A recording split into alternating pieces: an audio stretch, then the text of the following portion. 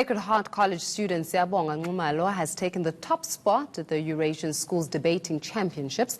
The grade 12 pupil is on the school's champion. The competition took place in Turkey recently. To tell us more about the event, Siyabonga and as well as Itumeleng Mohanoe joins us. Itumeleng is his debating coach, and they join me now in studio. So congratulations to the both of you. Welcome back home from the Eurasian Schools Debating Championships. What does it take, first of all, to even be considered in the school's debating team is enough of a hassle for anybody. Right. Now you go and you compete within the Eurasian Schools tournament. I mean, that is a huge feat. Thank you very much. At first, it wasn't that I was going to speak with the Greek team. I was actually going as a shadow judge. And then when the Greek coach called Itumeleng and told him that they're missing a speaker because she's sick, and then I filled in. And then she asked Itumeleng that could Siya speak with us or speak for the first team. And then at first I was very hesitant to say yes, because I mean, I've never been with a Greek team or in a first team for that matter. So I eventually agreed, and once I agreed, Itumeleng then gave me tips on what to do and what to follow, and just generally don't drown in the team, but do what you do what I taught you, and then that's what I did. I mean, when we have to spot talent, because one would say that in order for Siya to get at this level, you needed to be able to spot the fact that this individual has got something special about him, his ability to debate, his ability to be a public speaker, because there's a lot of public speaking that is involved in this. How did you spot that diamond in the rough? In fact, before Siya debated, I had taught him English for about 3 years, for about 2 years, I think, and then, in fact, he was a soccer player, and he then didn't like, playing soccer anymore, and he said that, well, I'd like to try something new, and he then started shadowing the junior first team at the time at a school at which I was working at that time, and, he then followed suit, and then everything was okay, and he, joined practices and started reading up on debating, started watching, more debating videos, came for coaching sessions, came for private coaching sessions as well, went to tournaments, attended more tournaments, watched more videos, etc. So I think it just took that kind of commitment from him. And I think he was about 15 at the time because he was in grade 9. Okay, so he was 15 at the time, he was in grade 9, you're now in grade 12. So this is a long-term commitment that you have to give to this kind of cultural activity in itself. So did you always want to be a debater? I mean, your coach here is saying that you were thinking of football and then you were just doing it for the, for the sake of something new. Not really. Honestly, I wanted to be a football player. I loved football. But the space, bred, masculinity, and I felt that it was a very toxic space that I had to get myself out of it. And then once Itumeleng told me about debating and the kind of environment debating is, I thought it's a place where I want to be. I mean, my best friend, who I met there, showed me what debating is and what it brings for you. What is debating? And here's the thing. I'm not even looking at it. I'm looking at it from a kid who's in the township area and he's in a township school, or they're in a township school, and they are listening to you. You've just completed at a global platform, and they're wondering, but hold on, I don't even have a debating team in my own school, and I want to be part of it. What is it? What is it debating? How do you get into debating? What can we learn from it?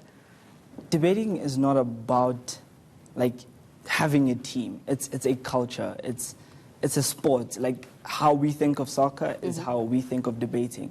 It's what we what we live and breathe every day. I mean, for schools in townships, I mean, in fact, that's where I started debating, in townships, because there's a tournament in the township called GDL. This is for disadvantaged schools or schools that aren't necessarily able to compete with Model C schools. That's where debaters who come from the township are able to speak and they're able to engage. Then we have provincials where all schools now meet. And as a township student, I was once there, then came to a very a Model C school. That's how I also started speaking, because of tournaments like GDL that produce township speakers that can compete with Model C's students. This is a very well articulate gentleman, and one may say that when we're looking at the effects of even being in a debating team is the ability to articulate yourself. Now I'm even going further, past school, because this is the same person that has to sit in front of his potential employer one day, or if he's going to be a CEO of his own company one day, and be able to table certain issues and even negotiate his own salary. Debate is way into a higher paycheck.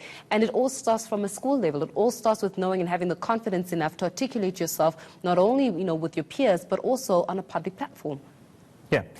You really wouldn't understand or know the number of debaters out there who are holding high positions, in their workplace, who are professors, who are doctors, who are in, many research fields. In fact, my own, high school coach, who is an ex-Sacred Heart student, is currently the only research, non-supervised postdoctoral candidate, somewhere in London.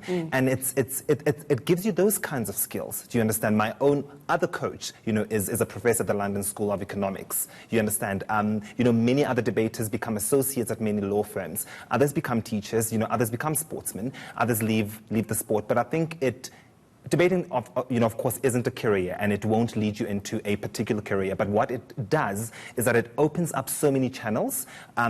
And on top of that, it opens up so many doors for you as an individual, because people, have received bursaries. Literally, half of the Alan Gray candidates, in universities and schools, are ex-debaters. In fact, a lot of first years I know this year, I had to write lots and lots and lots of recommendation letters for, in order for them to get the Alan Gray scholarships and things like that. So it opens a lot of doors for you. But I think also the honing of the research, and as well as the kind of research that you and the mentality that you go into your research with, debaters have got a sort of, different feel to how they do things, compared to, your average Joe on the street.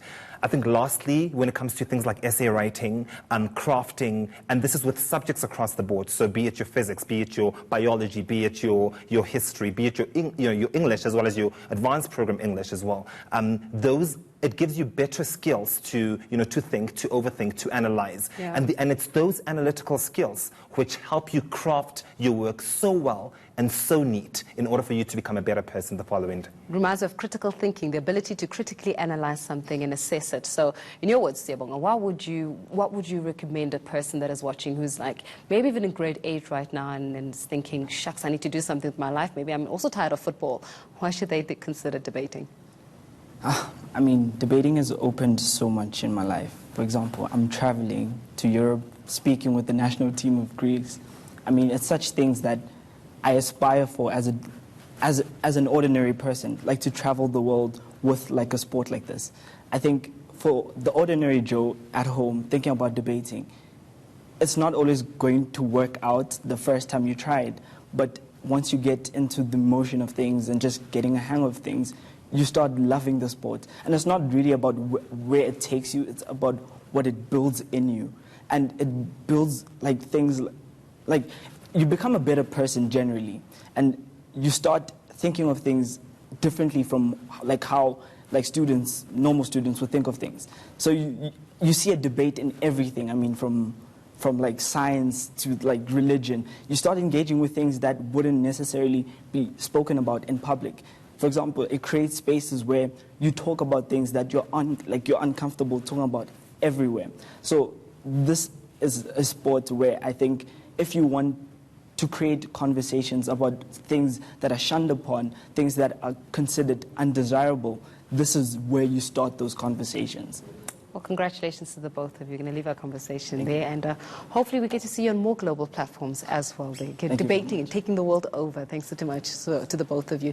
Itumeleng, as well as Siyabonga Nxumalo, who is one of the champions, really, who participate in this Eurasian Schools Debating Championship.